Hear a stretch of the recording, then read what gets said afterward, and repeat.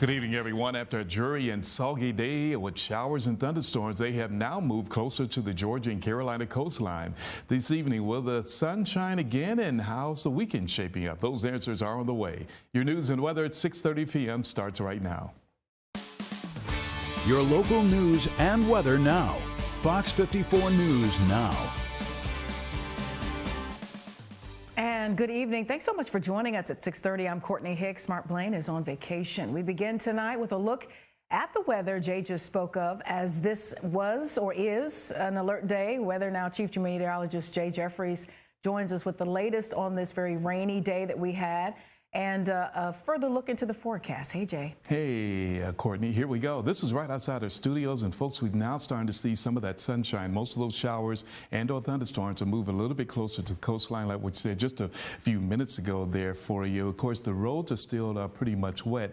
What I want to show you there, this is about 5 p.m. This is going to be our time lapse, and I was so glad to see there's that sun actually brewing up there for you before the sunset this evening. We started off this morning with a beautiful sunrise all across the other CSRA, and thanks for all the photos that were kind of submitted to the Augusta area. All right, 63 degrees in Thompson now, 59 degrees there in Saluda, McCormick of 59, 65 in Evans, 66 in Barnwell, and 70 degrees there around the Allendale area. This is what's left now in our Weather Now Doppler radar from Edgefield back over to Aiken. As you get into Barnwell, Bamberg, and Allendale, those light showers will still somewhat kind of continue, but the coastline is looking a little bit more active from Savannah back over to Charleston and then moving up the eastern seaboard. So right outside our studios, traffic is picking up, and here's our hourly forecast. 65 degrees with calm winds at 8 p.m. Only about a 20% chance of showers. 64 there by 10. Midnight there, 62. 60 degrees around 2 a.m. and 59 at 4. Now, will we see some more rain for tomorrow? And what about the weekend? We'll answer that question with our 7-day forecast in a moment. Let's get to our news. Here's Courtney.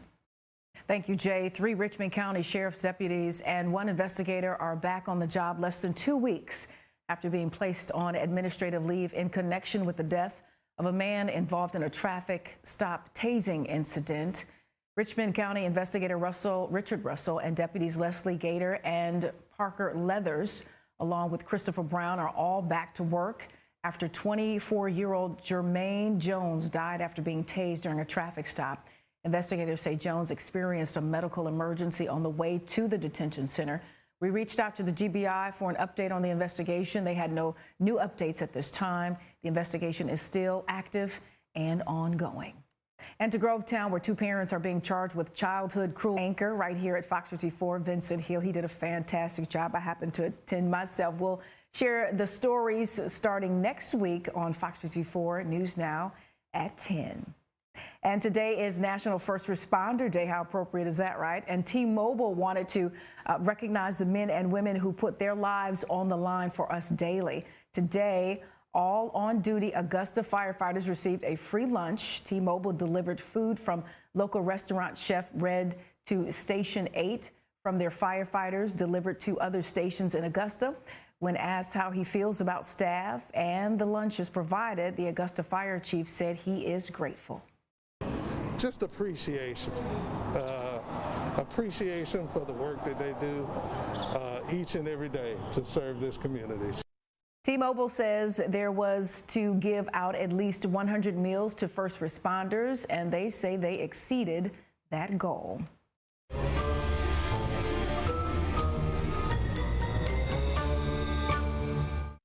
Golden Harvest had a professional chef out at their Master's Table Soup Kitchen today to show how one of their 25-pound boxes of food could make several meals. Edward Mendoza is a chef at local restaurants.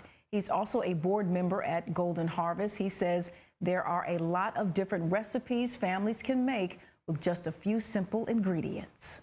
So for 25 pounds of food, we ended up with 1, 2, 3, 4 solid meals, a dessert, and still spaghetti sauce, spaghetti, canned tomatoes, rice, and a few extra things that we have that we can stretch into another meal or two. The meals included a shepherd's pie, soup, chicken, and even a dessert. Mendoza says there was only 1 or 2 ingredients used that were not in the box. So the other important thing about these boxes is with everyone's donations from Spooky to Be Hungry, it's going to finance throughout the year everything that goes into these boxes so that we can have our food distributions throughout the rest of the year. And there's still time to donate. Head over to WFXG.com and click on It's Spooky to Be Hungry. You'll see that banner at the top of the page. And President Biden is trying to rally Democrats behind a proposed framework for their social spending plan, hoping to unlock progressive votes for the bipartisan infrastructure bill. Fox News correspondent Madeline Rivera is in Washington with their efforts to reach a deal. I know we have a historic economic framework. President Biden hailing his $1.75 trillion Build Back Better framework, even as major divisions remain between moderate and progressive Democrats. Before leaving for Europe, he met with lawmakers on Capitol Hill, urging them to reach a compromise with his presidency on the line. No one got everything they wanted, including me. But that's what compromise is. The framework includes investments in universal preschool, child care, and $555 billion to address climate change. Funding includes a 15% corporate minimum tax rate and a stock buybacks tax. The text is up for review, for consideration. House Speaker Nancy Pelosi is doing everything she can to unite Democrats, but progressives are upset at how much has been cut and are still worried moderate Senators Joe Manchin and Kyrsten Sinema could balk. Members of the House, in my view, are going to have to open their shirts. Congresswoman Pramila Jayapal, chair of the Progressive Caucus, still insists that votes on the infrastructure and social spending bills need to happen in tandem. All eyes are now on Speaker Pelosi to see if she'll hold a vote on infrastructure on Thursday.